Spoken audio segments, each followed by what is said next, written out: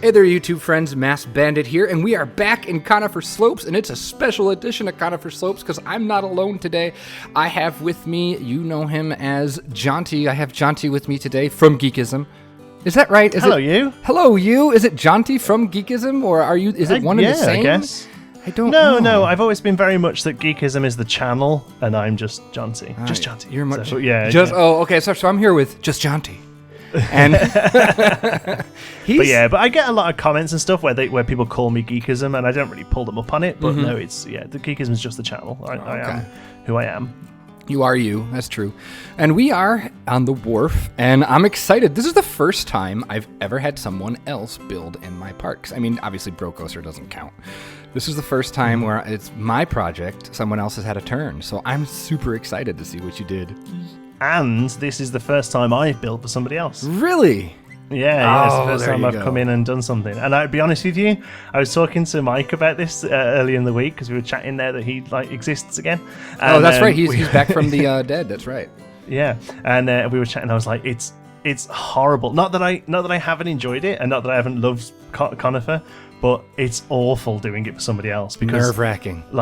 Yeah, really nerve-wracking. Yeah, really nerve-wracking. And I've never gone over stuff so much. Like, I haven't... it doesn't look like I've done that much. Like, we have a flat and a few other bits, okay? But I don't want to spoil it too much. But it doesn't look like... But I've spent more in here in the last sort of, 3 or 4 weeks I've had it than I have done in pretty much anything else. Oh, wow. But I've just... the whole that'll do... nature that I normally play with, like I've tried not to do here. Although I know you're a big fan of the whole. Oh no, I totally get you. When I was working for the Jubilee Boys, it's like, oh god, I restarted it at least 4 times. So no, it's terrifying because what's good enough for me, I don't want good enough for someone else. I totally understand. Yeah, 100%. Yeah, no, I totally understand. So I am on the wharf here, and I can see a new flat poking out, doing some spinning. Above the buildings here. That's pretty cool. So I'm going to head along the wharf and go underneath that kind of cream yellow building. So let's head that way. So that flat, it took me ages to pick a flat because you've kind of used all the decent unthemed ones already. You to the punch. Yeah, and obviously I wanted something pretty unthemed. So you'll notice on the right here, there's a whirligig. You'd put that there, and I didn't really know what you were planning on doing with it. So I've kind of left this. That's part of the wharf. That's supposed to be part of the wharf. Yeah. Oh, so that's stuff kind of behind it. Yeah, so I've kind of started to the left of that. Okay. And I have one thing I purposely haven't done is done a big entrance to the area. You know, I just kind of, because I had a look around your other areas and that you don't really have these big sort of, you're now leaving this and going into like this. I don't have a Jonti Wharf or I don't have signs Sparrow like Wharf sign or anything like that. Yeah, so I've purposefully kind of left this pretty open again for you to kind of tie this into the wharf really as you do the whirligig. Excellent. So I'm walking through here, headed towards the stones with the little shield. And there's the sword. Sword in the stone. That's awesome. So there's a couple of those around. So the idea is, what I got in my head was this sort of a medieval theme, kind of Renaissance fair, a little sort of. We talked about this before. What's the places you can go to there where they serve like chicken in a basket and cheap beer? The medieval and they do like times. Jousting. Right, yeah. So that was kind of what I got in my head, and the idea of me coming over as a Brit. Yeah. Like I thought it would be nice to kind of bring some, like, because you guys think we all live like this still in Britain, so I thought it'd be quite an idea to bring this over. I've been there. I've been to your country. Okay. Yeah, and you went and looked at loads of buildings that look like these. We did. Probably, yes, that's true. That's what you do. Upon yeah, exactly. Avon to see exactly. You go to all the old sort of medieval and exactly. So although it's a medieval. I'm doing air quotes here. It's actually just kind of old England. So there's a little bit of St. George in there. There's a little bit of Tudor in there, and it's kind of like what I think Americans think of when they think of old Britain. You know, that's kind of where I'm going with it. Did it hurt you a little bit to do that? No, it was fine. I quite enjoyed it. It was quite fun to kind of go a little bit sort of tacky history. Right. You know, So that's not something I've tried before, but yeah. So for us, would it be like all Wild West themes? Like exactly, yeah. So as far as we're concerned, America, everyone drives around on on horses. And I really thought, and you know what? That's not. That's how I thought it was going to be when I moved to Texas. I figured I'd see tumbleweeds and cowboys and stuff. And nope, it's just a big old city. So I'm headed to the left here. we actually had a theme park in the UK called the American Adventure that was just like that. It was just sort of like cowboys and Indians everywhere. Okay. That's funny. All right, so I'm heading to the left here. We're going to swing by, it looks like Excalibur, but before then, we've got a little building here. Oh, I like this architecture. So all these buildings, they're just show buildings. So these will be really cheap, thrown up plywood, painted up. Just kind of filler, really, like really sort of cheaply thrown up to kind of fill out the theme. So there's the first one here is the blacksmith, and then there's a relatively generic one. And I like your forge here with the little iron, the anvil. Well, that was the bit that we did, although it's been edited a little. That was the bit that we did live. That's right. That's right. Yeah. Yes, and there's so another it's been sword repurposed. Oh, it's cool. Look at you with your custom signage. Well, yeah, see, I felt a bit bad doing custom sign because like you're kind of becoming known as the sign guy, but I really wanted to kind of give it a go, and also I realized that other bits of the park have custom signs because it's kind of your thing, so I thought I'm gonna have to keep that up. So here, Excalibur, the idea here, if you don't know, Excalibur is the name of the sword from the Sword in the Stone, and obviously this flat kind of looks like a sword sticking up, when it's... I get what you're saying. Yeah. It looks like the hilt on the top there. Yeah. So that was kind of the logic behind it. Again, I apologize if there's any colors that are a bit funky. You may have to go over and do a bit of a pass with colors. No. I'm really... I know but in case your viewers don't know, I'm really colorblind. So I've tried my best to kind of keep to color themes and stuff, but occasionally there might be a random bit of purple or something that just doesn't go, so no, that sounds you may have to go. But yeah, so this is Excalibur. The sign's a bit big, but art shapes, so no, I get you, they're hard. That's about as small as you can go. Yeah, when you're doing 3D, that's about as small as you can go, unless you're going to do that wacky technique where you use like the half oval and slant it by a pixel and slant it. Yeah. See, I try to avoid that as much as I can. I like the sword. That sword's impressive for art shapes. Like, I really like that. Going through the middle of it, yeah. So I think it kind of worked out pretty well. And then because the budget was all spent on the sign, the actual queue. All right. One thing I really wanted to do here was keep the queues really simple. Very serviceable. So all the theming went on the front. As soon as you're queuing up for the ride, right? It's just wooden bricks. So. I like it though. It's simple and it's effective, and that's what it's all about. So you got your switchbacks here with your little ropes. In the cover, So again, if you want to sort of get rid of that bit, if it's a quiet day or whatever, you can rope off bits. Yeah, and I would assume most of the flats they've been around long enough now that they don't actually need those anymore. So that. So it's all sitting there just waiting. Yeah. So this area, it is a queue. So if you ever have people in here, they will switch back along there. Oh, okay. But yeah, like you say, for the most part, these sort of things now, they've got old queue buildings that never get used anymore. Awesome. Yeah. Love it. Very cool. Yay. I think that's very good. All right, so in the center here, we have, I'll get to that. We have like some little flower carts and a little, what is this? So what are we selling here in this barrel? These are like just mead, I guess. Okay. These are again just more like showy bits. Yep.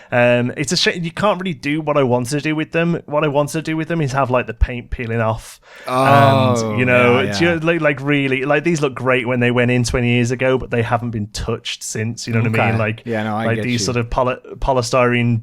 Bread rolls would be hanging off. We went to a place in the UK called Gulliver's World, which is was originally based on Gulliver's Travels. So there's like a Lilliput area, and there's a big guy statue as you go in, And they have had some newer bits added on. There's quite a cool dinosaur bit that's quite new, but the original bit looks so tired, and there's bits hanging off and stuff. And I've tried to do that a little bit further on, but yeah, I'd love for these to look a lot more battered than they are, unfortunately. Yeah.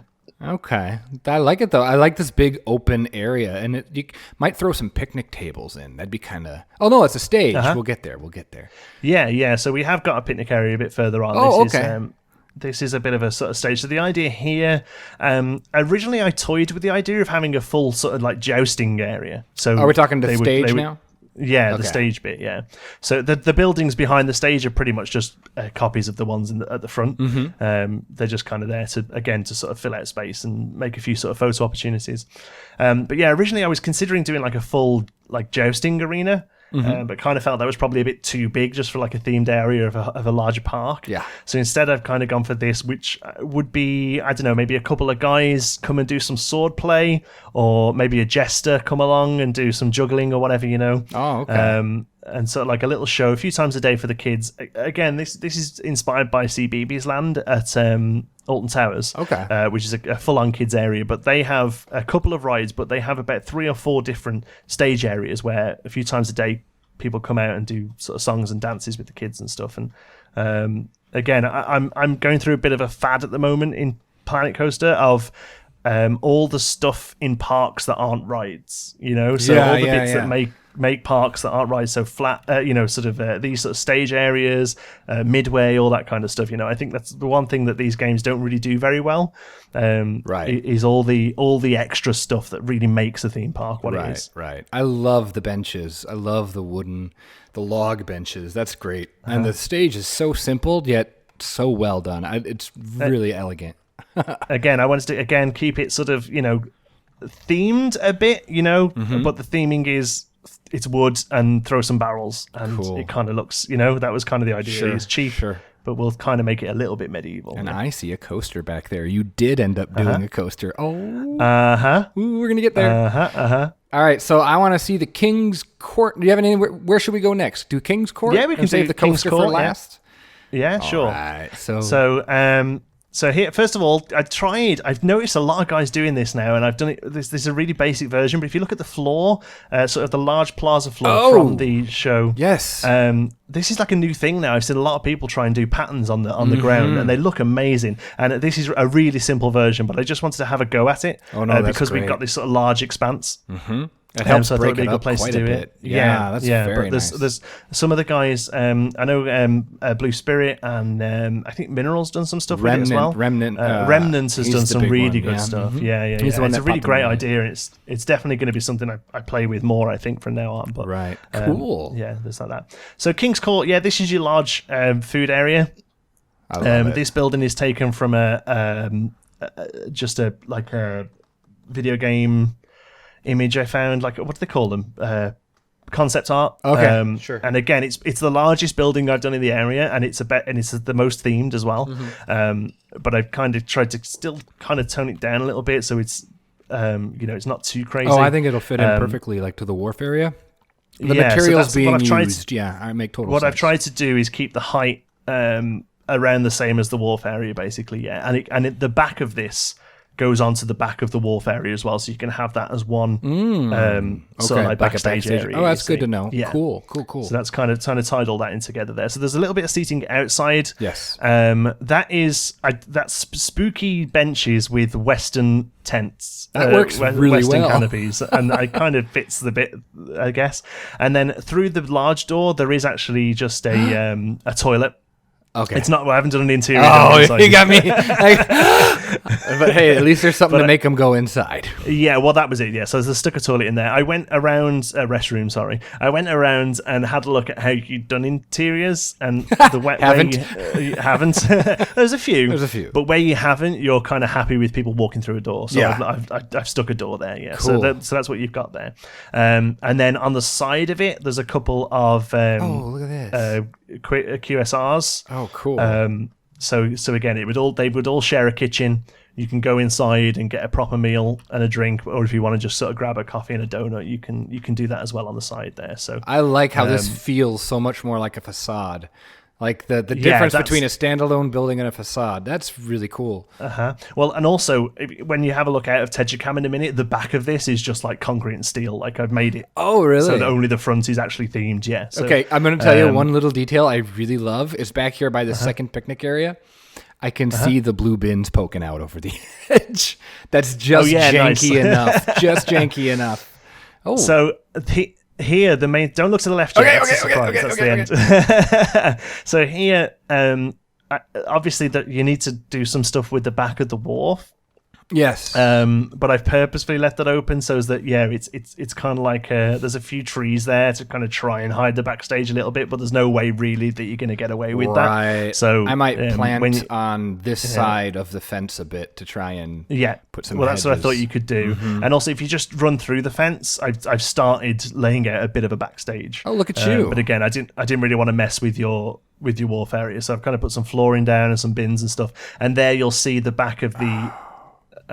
Where the guests can't see that building, it's all just sort of like concrete and steel and stuff. Oh, I did. Yes. So I spent a lot of time with sight lines to make sure that wherever you look at it from the front, you see like wood and stone, but then from the back, it's just sort of very sort of serviceable. I love it, and I like that you've left a little out here into the into the whirly rig. Yeah, again, I left that open for you to kind of stick a staff door there. Perfect. Or whatever. And I can sit some stairs here. Yeah. Oh, this is going to help me just get motivated to do this again because it's just been sitting. Well, like there. I say, I didn't want to go and like edit the buildings you'd done, but I thought if I just sort of concrete up to them, then that's going to be a pretty easy episode for you to sort of backstage this area. We'll do a cleanup episode where we actually finalize this stuff. Cool. I noticed that I'd love a few more backstage props in the game because I just find that I just stick so much rubbish and trash down everywhere because that's kind of all we've got. Well, theme parks are dirty. Yeah. That's awesome, though. No, I love it. I like my backstage areas fairly clean. All right, now I'm going to turn around. And look. So you want to come up to the coaster now, okay? So we're gonna do the coaster next. Yeah. Oh, we're gonna save this for the last. Yeah. Okay. Yeah. All right. I'm gonna go to the coaster then. I was gonna go to the other thing. George and the Dragon. So this is a dragon coaster, the kiddie coaster, and it uses the dragon cars. So I kind of felt it was obvious to George and the Dragon. Although it's a medieval story, St. George was actually meant to be around like 300. AD, I think, or something crazy. And I think he was Turkish, so I don't know why he's ended up being like the British patron saint. But yeah, George and the Dragon, obviously, sort of very medieval tale. Again, I've tried some custom signage. My idea behind this, and if you want to run with it, you can, is that the George and the bit has been added on later. So that's why it looks a little jank and a little stuck on. So maybe this was already here as the coaster called the Dragon. Okay. And then when they did the medieval bit, they were like, "Oh, let's make it George and the Dragon," or maybe it was bought as the Dragon. It came with the sign or something. That's kind of in my head. There's like a muddled story there, muddled backstory. All right. That the George and the bit was added. But before you go on the ride, if you come round to the exit, okay, and follow it around, you can see a good chunk of the ride, and there's a bit of there's a little bit of theming. Oh, I see. That looks like strong. St. George, cool. Oh, look at that. You might have to zoom in to read it. So brave, he fought a bunch, ended up as Dragon Lunch. Okay, so I when we first spoke about doing this whole medieval thing, I was very sure to reassure you that there wasn't going to be any dragon animatronics or knight animatronics. But when I was looking through stuff, I found this. It's part of the spooky set. I think it's like a crypt with this knight on top of it, and I was like, oh, that's just perfect. Really nice, and just the level of I think theming. I've tried to sort of cheapen it up a little bit. If you look at the bottom corner, like the plasters fell away a little and stuff. So to try and make it cute. But this is a sort of homage to the haunted house at Alton Towers, which is now called Jewel. They have a queue line that's very rarely used anymore. It's kind of their overflow queue. You can pretty much just walk into the haunted house now. It's pretty much like a walk-on. But years ago, when it was first built and it was more of a popular attraction, they had this queue line that went through a forest, and they had loads of these gravestones all around the queue line that had funny little things on like this. So it would say things like...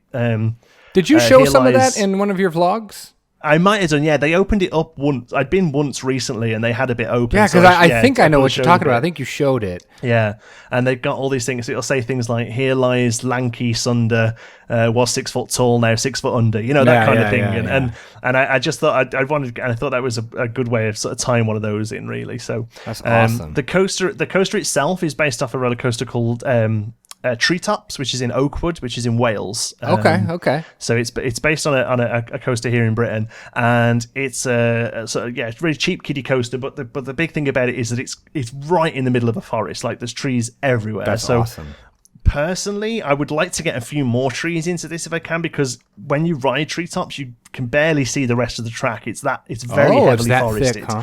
Yeah, it really is. Okay. But you can have a look. There's some POVs online, but I didn't want to go crazy because, frame rate and stuff. Sure. For you, so I've kind of gone as much as possible. This coaster, I had about 5 goes on it and just couldn't get it. See, the good enough doesn't work when it's not for you. The good enough doesn't. Understand. And also, this kiddie coaster is really quite hard to build to scale. Like, I don't know whether it's just how it's laid out. Is it a pacing or issue? I think it's one, you lose the speed so quick with it, and especially with this, because it's all the drops on this should be helixes. Really, you never get a straight drop on this kind of ride. So it's all helixes, all big bends, and such a pacing issue. So I had so much trouble with it. Tried again. And in the end, I got Mike to build it. So this coaster... This is a Mike coaster? It's actually a Mike coaster, yeah. Just the track. Oh, well, then I hate it. Nope, it's awful. It's terrible. It's going to suck. But I said to him, don't tell him. No, he did not. He did not tell me. That's hilarious. All right, should we write it then? Let's walk through the queue and give it a whirl. It's testing so again, right now, right? Yeah. I think it's just running. Right. Yeah. So again, the queue is sort of really light themed, lots of sort of just queue boxes. Mm-hmm. There's a little bit of theming on the way in, some shields and stuff, but again, really sort of kept it as light as I could. There is a little cutback. Is that what that little halfway down pad is? Yeah. So that again, I noticed a little pad like this at Gulliver's World when we were there the other day, and I was like, "Oh, that's a really awful way of doing this." So so basically, I've just added that. Yeah. So you've got a little awful thing where they come and just sort of move the rope. Awesome. So let's check out the station. I love simple station. Again, I've kept all these like really super wooden, simple stuff. Yeah. Now, one thing I did forget is there's a bit to the right of the queue as you go into the station that could probably do with a few just like place down props. The sort of things that you get, like they'll just like throw a few crates there, sort of thing, or a few hay bales or something. Yeah. Oh, that empty space there. There's just like a little empty space, so that needs a few crates and an anvil or something. They just random throw down stuff. Your standard, clutter. Yeah. Cool. So you can throw a few bits down there. I wonder, is this a thing with these junior coasters that they aren't covered their stations? Yes, I think it is. Yeah, and that is again a conscious decision. The one at Oakwood isn't, and a few others I rode aren't. They usually have a covered queue, and then the station is open, right? Because all the ones I'm familiar with, same thing. It's an open loading area. Okay. Yeah. So again, that was a conscious decision. That's not just that. No. I figured as much. All right, so let's take a whirl on it. Let me see. Front car. We'll do front car. I've been riding it on like proper like bumper from bumper, but wherever. I'm gonna ride in car 2. So okay. Up we go. And I've also it took ages to place all these trees because I wanted to get them as close as possible without clipping. Right. Because the whole idea. Well, at least you've taken the time to make sure that they don't. This reminds me a lot of, we have a coaster called Whizzer at Six Flags Great America, and it's it's a spiral lift coaster. It's one of the oldest in the park, and it's kind of become overgrown. And there's actually a part where you can grab the branch.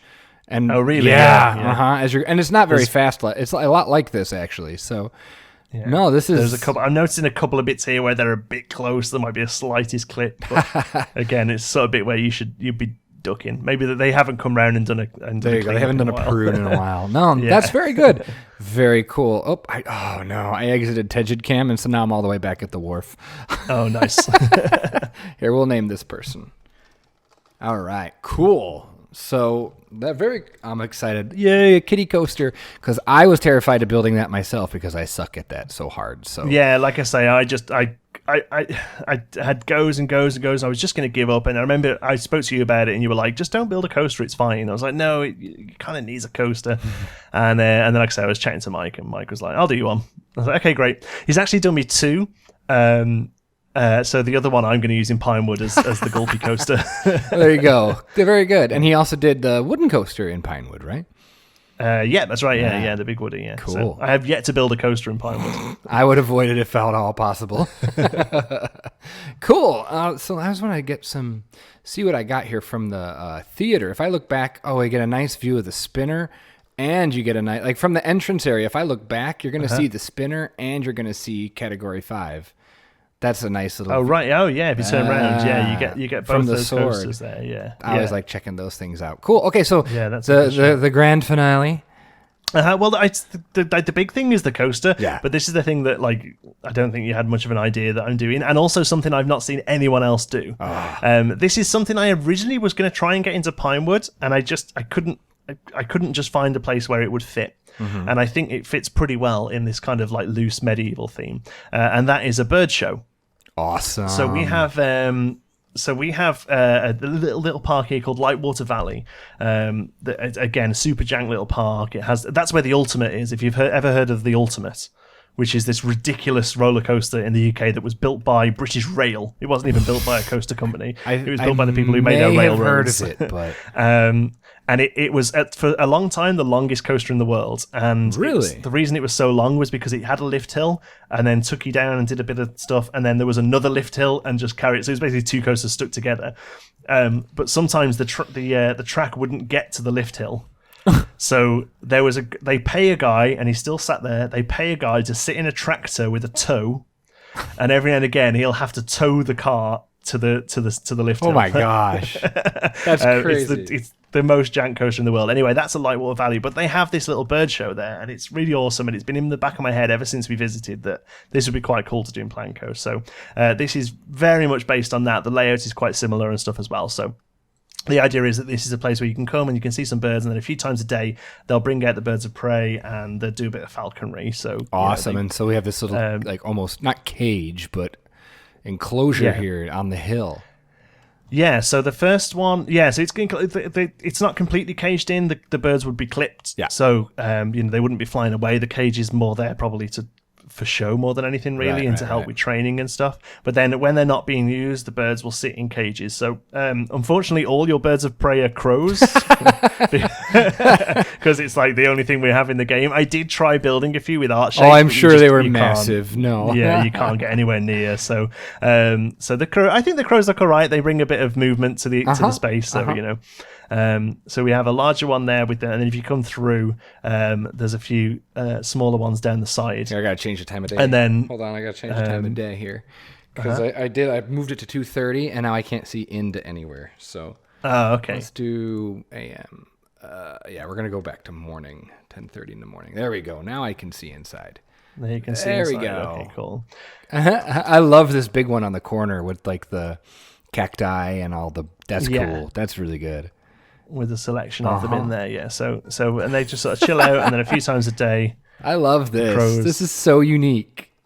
Yeah, well, like I say, I felt it kind of, birds of prey, kind of fit the whole falconry thing, kind of fit with the medieval style. And like I say, it's just, I'll be honest with you, I built this because I wanted to try and build one, and it was just something that I just couldn't find a place for in. Obviously, it wouldn't fit in studios, and I just couldn't find a place for it. It actually kind of fits the story of Conifer Slopes. The original RollerCoaster Tycoon 3 version of Conifer Slopes back in 2007 or 2008 had a horse exhibit and a bear exhibit, just because they were in the game and I wanted to use them and I didn't know what I was doing. So there is a history. Kind of like wildlife. Yeah. Mm-hmm. There is a history of animal enclosures in the park. So okay, cool. Yeah. This is awesome. I love this. And then you've got that small area with some like higher podiums, and then the two smaller logs at the front. Again, this is pretty much a straight rip from the Lightwater Valley one. So somebody would walk in. You can kind of see where they walk. The grass is a bit worn, and they walk around, and the birds would fly down to the logs at the front, and then they would fly, up to the big ones, and then maybe do a big sort of loop, big sort of lap. Sure. And you've got and then also on a couple points on the buildings behind the seats, there are sticking out posts for them to kind of hang out on as well. Oh, I see. Yeah. So they'll sort of fly overhead and stuff. Oh, cool. So that building right at the top, there's a staff room in there, so you'll get the odd staff member come up. and then also that building loops round, and there's a separate backstage for all these as well, where they would come in. Oh, one thing I forgot to do actually is put doors on the back of the smaller exhibits. All right, so there's a backstage. There is a backstage here. Cool. Yeah, again, just a real simple one where they would walk up and down to sort of feed them and stuff. So, sure, throw a couple doors in there, no biggie. Yeah, so there's a door on the bigger one, but I forgot to put them on the smaller ones. Cool. Yeah, so there you go. You've got your bird show. Oh, that's so cool. I love it. I love it. So I'm going to do an overview. I'm going to pull out a Tegid Cam now, and that's quite a bit done. I wouldn't sell yourself so short. That's quite a bit done in a couple weeks. And I mean, you're a full-time YouTuber, so... Oh, no, I have a full-time job. And a full-time job. I meant, but like, you're a full-time YouTuber and a full-time job, so asking you to do this, what you got done is quite impressive. Uh-huh. So the only things I haven't really done that I maybe have liked to have done is kind of tie them more into the entrance of the area, basically. I've kind of left them both pretty open because, like I say, I wasn't too sure what you were doing with the whirligig, and then I wasn't too sure what is coming the birds of prey thing works perfectly. It'll tie in nicely because there's going to be a western area. Oh, okay, so that ties in. And again, nice. I kind of purposefully left that birds of prey thing not themed, so it isn't really Western themed at all, because more likely that would be run by a separate company that kind of hires the space. So that's purposefully not Western themed or not medieval themed. So. Okay, cool. No, this looks great. I love it. I'm so happy. Yay! Oh, good. I'm glad you like it. We can both exhale now. Yeah, we're both done.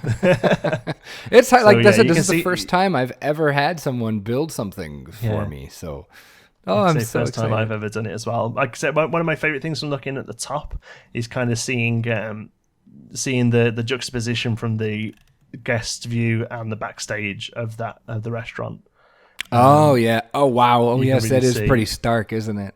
Yeah, that's and cool. That was again sort of like conscious decision to kind of make that really separate. Sure. And from the wharf, there are the slightest, like if you come down to like typical Earl, there's the slightest view of a bit of it, but it really isn't enough to. Oh, I like that though. But I like that. You always get a couple peeks of the ugly sides of parks. Again. Yeah, one thing I try to do here more than I do even in my own park is think about sightlines. So. All the sort of I spent a long time on just the trees, just kind of getting like nice tree lines and stuff, especially with the coaster. Like I say, if you go and watch a POV of treetops, you'll see how sort of wooded it really is. That's a lot of trees in there, yeah. Yeah, that's quite a few. Rip frame rate. Actually, my new computer handles it flawlessly. Oh yeah, of course you've got that new beast there. Yeah. So well, this is great. This is exactly what I was hoping for. So. It saved me having to do a whole nother area, so yay! Yeah. So if from the top here, from the wharf, you've got your area, but then this offshoot around the spinner will tie nicely into kind of a spooky woods theme. Oh, okay. So that's where we're headed with that. And then, like I said, the western area. So you'll be flanked by spooky woods and western. Spooky and western. Oh, that's so good. that'll tie in real well to the medieval thing, I think. So The only other thing I wasn't sure about was the train. You know what? I'm not even sure about the train, because if you look, it's kind of going to Nowheresville. Well, yeah. See, I was tempted to put a train station in, but then I thought that's kind of limiting you then to what you do with it. So yeah, I really wasn't sure what you were doing with the train line really. To be so fair, I kind of neither just am I. ignored it. I'm not sure what I'm doing with it either. So there's definitely supposed to be one in the western area. And in the original, this area back here was called Robin Crest Lane, and it was like, it had an arrow corkscrew coaster and like some other things, and it had a station back there. I could probably put one in Spooky Woods if I had to, like wrap the train around the back here by the coaster. Maybe do that was what I thought you would do. Maybe it's just sort of miss this one out, but have a station either side of it. Yeah. And then you've got walk-in areas. Yep. But that's good if you're having sort of spooky and western. That makes me feel a little bit better because I have gone a little bit more themed than your other areas. So that at least it won't sort of stick out too much if the areas around it. And usually I find that. As most theme parks develop, their areas get a bit more themed anyway, because usually the budget's there a bit more, and they need to try and fancy up the bits they've got. So you usually find that later editions in the original coast, and right before the RollerCoaster Tycoon 3, because like the problem you ran into those parks is eventually your park file would get too big to open. megabyte wise. And so when I had the Spooky Woods, that was the theme I was working on. I had this giant custom supported wooden coaster, and it was called Menace, and its station was this old dilapidated church.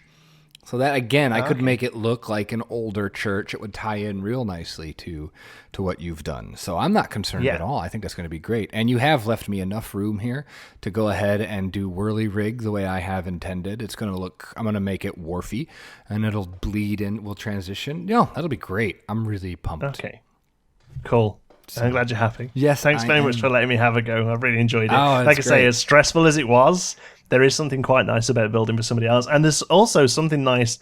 I know you said feel free to do a video if you want to, but there's something quite nice about not recording myself build. Have you done that even at all recently? No, this is the first time, because pretty much everything else I do in the game, I record it. I get a thing called YouTuber's guilt.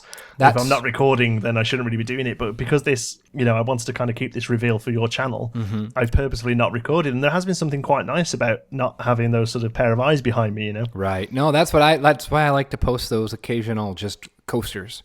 I build them off camera, and then you get the cinematic POV at the end, and that's all I need to do.